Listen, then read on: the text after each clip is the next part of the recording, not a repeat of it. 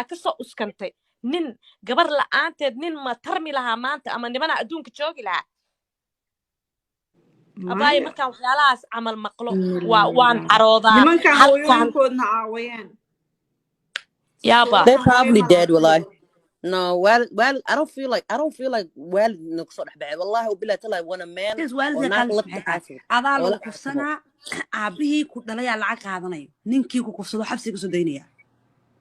so hade country-gana weligana uu ahay haddana uu yahay weligiis isbedelay de waxa looga damqana naagtani haas waa male dominated wall waa Soomaaliya dag waxa lagu nimanku markay isla hadlayaan waxay isku caayaan aan furiya adiga naag baa tahay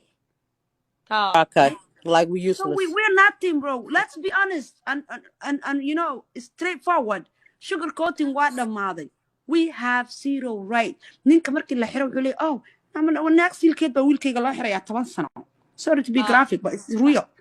lacag yar la bixiya odaga leeyahay warshil ana la gabadha sorry lama dhahayo gabdhiin intay ka soo wada carraan wadanka depression ku jira wadniga because they go through a hard time and abi dana lacag intuu ku qaatay ka tagay okay yeah who are you telling me marka you are Muslim and you're protecting din do you know ayada ka hadashay gabdhaha raydkooda diinta ma laga saaray gabdhaha xaqooda ayada ka hadashay kuwaditide lady had adaa kuwadad xabiibti diinta islaamka haddii run loo hadlaayo we are muslim all muslim aan nahay iyo intii aan muslim ahayn xataa waddan muslim aan ahayn aan ku kornay oo deganayn laakiin maxaa naloo fiirinaya inaan bini aadan nahay oo xuquuq aan leenahay soo maaha dadkan diin islaam kuma dhaqmayaan soomaalida diin islaam kuma dhaqmaan diinna ma haystaan waxay haystaan dhaqan ee ka keeneen awowo ka ab oo ah gabdhaha in la abi hadda Soomaaliya gabdhaha in la aaso wax yaraa ka dhiman maxaa ka dhiman in gabadha sidii waagi berisamaadkii loo qodi jiray godadka oo lagu aaso China waxay suuba jirta camal soo wadaan wallahi noogama dhinna Soomaa you know what she's not lying you know what guys there's this story that makes like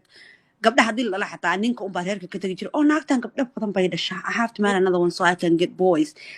that was normal in our culture and sorry we normalized it and it used to happen and aabaheen indhihiisa ku yasnaa jirnay markii la meeqa ilma leedahay he used to be like saddex wiil iyo inta kalena waa gabdho they don't even mention the number okay saas anagu awalba ahayn ba hadda waxa dhacay gabdhihii yaryaraa ee gursanaya waxa laga dhaadhacsiiyay women are nothing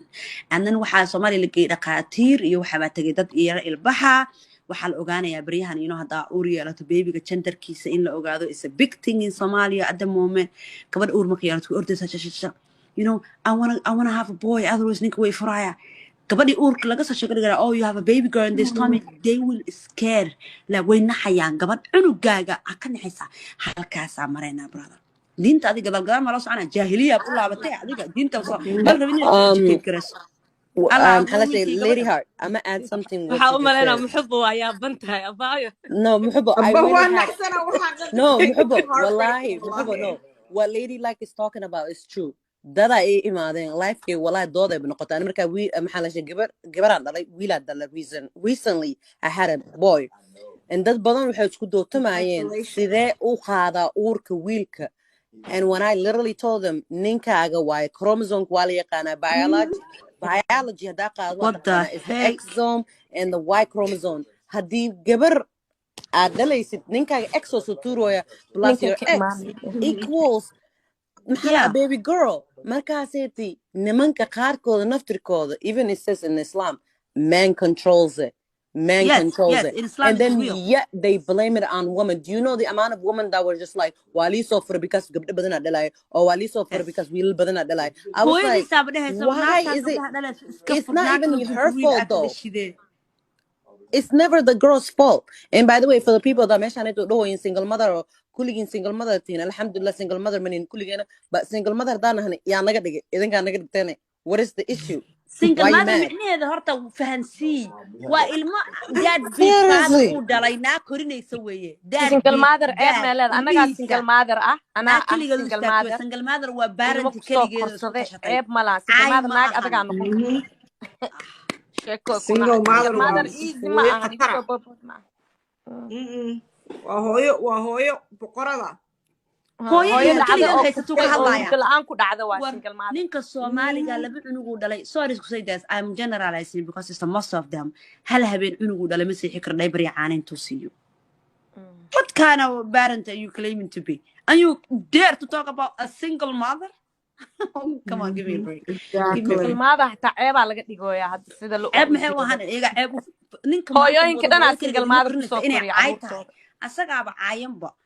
marka waxa way gabadha shalay si loo cunay maanta waxaan ka xanaaqay inta naag jilacsan ee wayna halaajinaysa mahalaaga u haray wiilashoodii gabdhahooda lagu hoos kufsadaan they still kept quiet nacasiinta war walaale their favorite word is waana maxaa ceebe tiktoka aa ku caawino gabdhaha annaga weli dad ma aragtay dibadaha jooga oo wax bartay oo dad kale maxaa la wadamo hormaray mataqaanaa kusoo koray oo wax kusoo bartay aan nahay laakiin inaa gabdhaha mataqaanaa wadankii jooga loo furo meelo mataqaanaa lagu caawiyo oo niyadooda lagu dhiso oo wax kasta lagu baro oo ah mataqaanaa inay xaq leeyihiin inaan la bahdinin sida abaya hadda Lady Gaga sheegays ma aragtay in Lady Heart sorry xabiibti ee it's okay some people call me that yeah I have a nickname waa in mataqaanaa ii sheeg abaye aan barno gabdhaha xataa waxa hadda mataqaanaa inay ayaga lahayn haddee gabadhu dhasho gabdho badan inay ninka ka imaanayso in loo sheego waay حتى قبل بدنا وما شيء the moment أنا كأرك he looked down of my daughter هذا أبا أديك كلسوني ذا قبت حبيبتي قبل بدنا واه ماشي أشوفتت ها ضد بدنا قبل أبا listen hold on lady like Africa كسودالي I have 2 daughters they are my life and one son lady like إله بقى سوق هيترو إسيء but if I ما أنت تقول هذه 4th kid الحمد لله I'm not blind but if I'm gonna have إلهي وحاول تساق قبل I love girls honey lady like I want to add something what Mona said and you said the thing is you guys anaga we are educated we know the the meaning and encouragement of gabadhaada oo baahan tahay but yet wadankaanit naftirkiisa aan joogno naaga weynaan still maskaxda laga haystaa oo aaminsan like haddii gabadhooda la kubsado ama ninkay u keenaan ama waxays lagu suubiyo long story short oo gabdhaha ku blame gareynayaan how can we change that it comes to down to sidee u bedelnaa dadkaanita maskaxdooda because to be honest dadkan waa dad iika maskaxdooda ninka aayadda quraanka ilmaha ka hadlaysa aa soo akhrisanin oo ilaahay ku leeyahay ninkan wiilkiisa waan I bless dubay maxaa dhaa week hore dubay anoo taxi la socda wiil Soomaali oo taxi aan qaaday suu noogu sheekeenayay wuxuu dhahay aniga maba doonayuu dhahay naag wax baratay good yeah because a jahil person you can do whatever you want to them alif bet oo reer baadiye ah raba inaan guursado sheekadaas ka waran raggeena fikradaha kan walaa ani taxiyaan saarnaa waa iska wuxuu gumeystuu rabaa ma rabo qof yani ma rabo gabar oo la tartamaysa hataa fiiri hadaadan feminine ka kugu badnayn and you're not acting dumb little bit and you will be laughing different and you'll be